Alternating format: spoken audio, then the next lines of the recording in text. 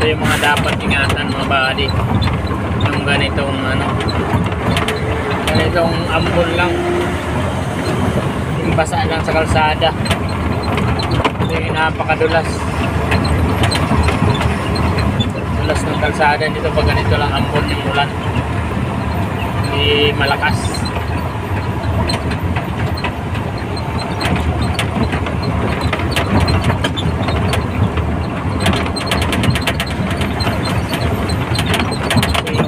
Kabok niyan hindi na anod yung putik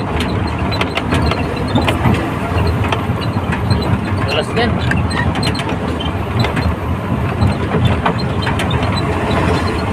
dulas niyan napakadelikado yan.